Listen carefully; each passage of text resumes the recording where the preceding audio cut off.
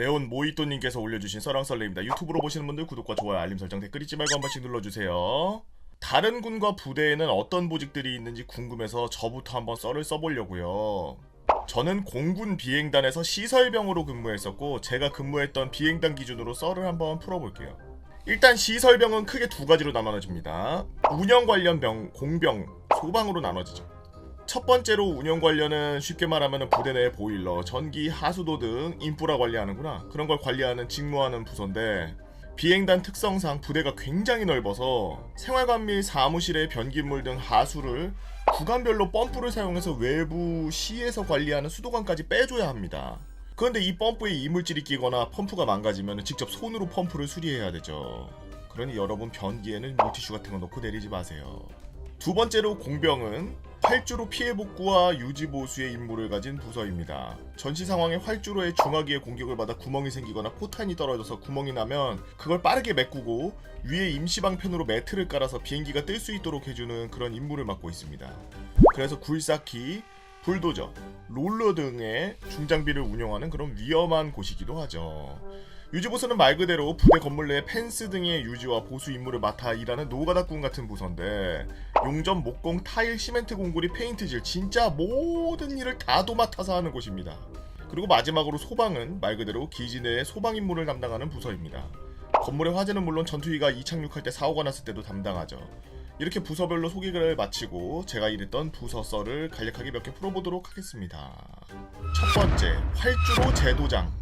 비행기가 착륙할 때 바퀴에 고무가 녹아서 활주로에 들러붙습니다.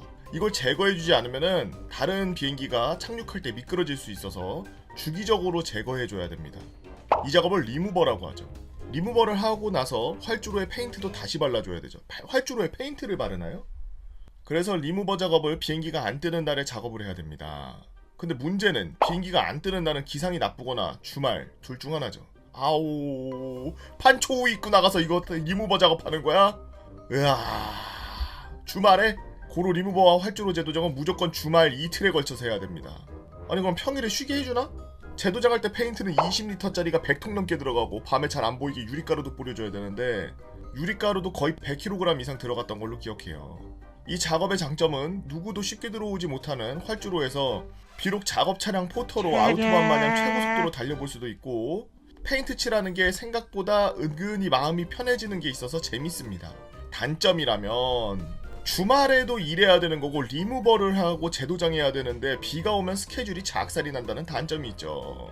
당시 간부들에게 들은 얘기로는 제도장해야 되는데 비가 와서 활주로 제설할 때 쓰는 SEBB라는 장비로 활주로를 건조시키고 제도장을 한 적도 있다고 하더라고요. 이거 약간 마징가 제트인가 그거 아니에요? 리무버 작업 이름이 리무버가 아니라 주말 리무버네. 주말이 없어져. 두 번째, 예능을 다큐로. 저희 부대는 바닷가에 붙어있어서 여름마다 바닷가에 군인 가족들과 장병들 대상으로 해수욕장을 열었었어요. 물론 그 해수욕장의 시설도 다 저희가 만들고 준비했습니다. 여튼 해수욕장 개장 준비를 하러 가야 되는데 어느 날 감독관님이 값비싼 황토벽돌을 어딘가에서 무더기로 가져오시더니 아! 야 화덕 좀 만들어! 라고 하는 것입니다. 순간 뭔 말인가 싶어서 당시에 삼시세끼가 유행을 하고 있었고 예능에서 화덕으로 고기도 구워 먹고 빵도 해 먹는 걸 보신 단장님께서 우리도 해수욕장에서 화덕 같은 걸 있으면 잘 쓰지 않을까나 라는 한마디에 대대장님과 감독관님의 지시하에 직접 최고급 황토 벽돌과 친환경 시멘트를 구해다가 저희에게 던져준 거였죠. 도면도 없고 화덕이 어떻게 생겼는지도 모르는 저희들은 깊은 고민에 빠졌고 그냥 대충 불 피우는 곳을 만들고 그 위에 뜨끈하게 하면 되는 게 아닌가라는 결론에 다다랐습니다. 대강 이런 식으로 벽돌을 쌓고 시멘트를 쳐발라서 화덕을 만들었죠. 하지만 감독관님은 안 예쁘잖아! 라고 하면서 단호하게 말씀하시고 기껏 만들었던 화덕을 다 뿌개게 하고 인터넷에 예쁜 모양의 화덕을 보여주시면서 이것과 똑같이 만들려면서 직접 위치랑 사이즈까지 다 잡아주셨습니다. 그렇게 사흘에 걸쳐서 예쁜 철문이 달린 화덕을 2개나 만들고 제가 전역할 때까지 그 화덕이 쓰였다는 소식은 듣지 못한 채 전역했죠. 세 번째 이야기, 종이 비행기 짬 처리. 전투기는 사격을 할 때 하늘에서 엄청 큰 종이 비행기 같은 거를 떨어뜨리고 그걸 사격하는 방식으로 훈련을 합니다. 그러나 과학이 발전되어 육군은 마일즈인가 하는 장비 쓰듯이 전투기 사격에도 비슷하게 장비를 쓰게 되는데, 문제는 기존에 사격 훈련하려고 쟁여둔 종이 비행기를 처리해야만 했고, 그 종이 비행기들은 저희 비행단뿐 아니라 전국의 비행단에서 알아서 재고 처리하라는 명령이 떨어졌습니다. 대충 폭이 60cm, 길이가 3m 정도 되는 삼각형 모양의 종이와 나무로 되어 있는 호일이 부착된 부재들이었죠. 이걸로 불쏘시개를 쓰던 뭘 만들던 다 처리하라는 게 그 방침이었습니다. 그래서 저희는 저 삼각형 종이를 이어붙이고 용접한 각 파이프 위에 얹어서 쉼터로 썼습니다. 한 5m 되는 쉼터를 무려 9개나 만들어서 부대 곳곳에다 설치했죠. 물론 단장님께서는 저렇게 버릴 거를 자꾸 쉼터로 쓰니까 저 좀 꼴이 보기 싫다나까나 라고 하셔서 단본부 근처에는 설치 못했습니다. 지금 와서 생각해보면 그냥 버리는 것보다 쉼터 만든다고 재료 쓴 게 더 비싸다고 생각합니다. 네 번째 이야기, 개꿀잼 드리블들은 맨홀 뚜껑. 위에 말씀드렸다시피 발생하는 오수는 펌프를 이용해서 시에서 관리하는 하수도로 흘려보내게 되는데, 어느 날 시청 하수도과에서 도로 맨홀 뚜껑이 날아갔다고 연락이 왔습니다. 알고 보니 부대 오수를 내보내는 펌프 압력 때문이었어요. 오수를 흘려보내는 펌프가 뭐가 걸리거나 압력이 약해지면 막히기라도 하지만, 간혹 가다가 반대로 펌프 압력이 너무나 세지면 하수도에 어마어마하게 센 압력이 가해지게 되는데, 그렇게 센 압력이 가해진 부대 밖 도로의 맨홀 뚜껑이 그 압력을 견디지 못하고 개꿀잼 드리블들은 트수들 마냥 그냥 나자빠져서 뒤집어져 버린 겁니다. 그렇게 쉬 경험할 수 없었던 맨홀 뚜껑의 에어쇼를 경험할 수 있었죠. 이렇게 저의 극한 보직이었던 공군 시설병의 썰을 마치겠습니다. 여러분들은 어떤 극한 보직을 가지고 있나요? 라고 네온 모히또님께서 올려주신 썰랑썰레였습니다. 공군이 그 꿀이라고 항상 공군 갈까요? 해군 갈까요? 육군 갈까요? 그래서 제 방 와서 이렇게 생방송에서 물어보시는 분들 계시면은 제가 항상 무조건 공군 가라고, 무조건 공군 가세요, 무조건 공군 가셔야 돼요, 공군 이러는데 꿀이 아닐 수도? 공군 가면은 근데 상대적으로 뭐 시간이 좀 많아가지고 공부를 하는 시간도 많고 뭐 그렇다고 하더라고요.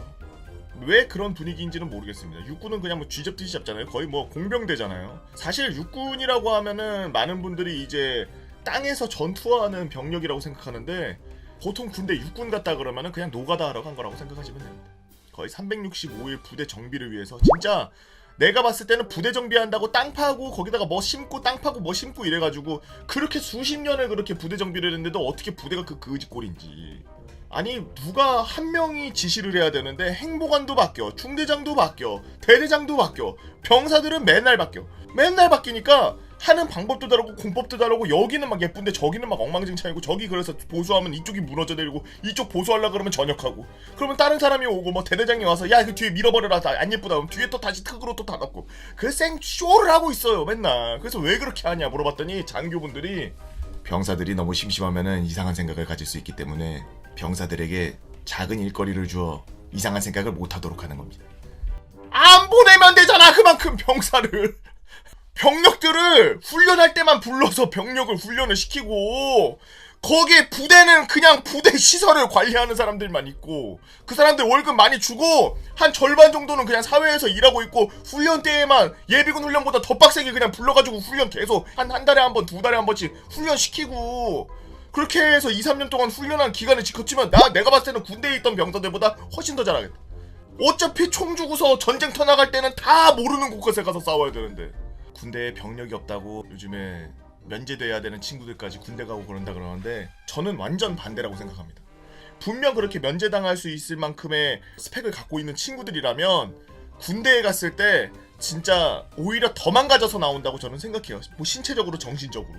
뭐 지금 이 얘기랑은 좀 다른 얘기지만, 면제될 수 있는 그런 친구들이 허리 아프고 뭐 다리가 아프고 막 뭐 목이 아파서 막 손발이 저려서 아무것도 못 들고 막 이런 친구들인데, 전쟁 났는데 물자 막 걔네들한테 다 입혀놓은 다음에 같이 걸어라 그러면은 속도가 현저히 낮아지고 뒤에 막 후발대가 생겨버리는데, 뭐 어떻게 할 거야? 걔네는 차로 싣고 갈 거야? 그렇게 해서 걔네들 차로 싣고 가면은 옆에 그 전쟁 나가고 있는 친구들은 완전 군장하고서 급속 행군하고 있는데 걔네들은 그거 보면서 좋아하겠다. 우리 그냥 옆에 지나가는 앰뷸런스 병만 봐도 거리면서 앰뷸런스 병 저 새끼는 한 번도 안 내리고서 저 차 타고 간다고 개새끼라고 하면서 손가락질하는 판에 멀쩡한 애들한테도.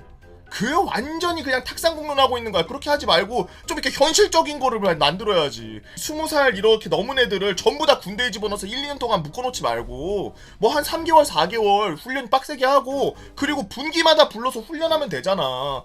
그러면은 뭐 애들 이렇게 로테이션으로 계속 돌려가면서 하면은 20만 갖고서 40만의 힘을 낼 수 있는 건데 그거를 그냥 굳이 40만을 맞추려고 아주 다 집어넣으려 그러니까 난 그게 문제라고 생각해.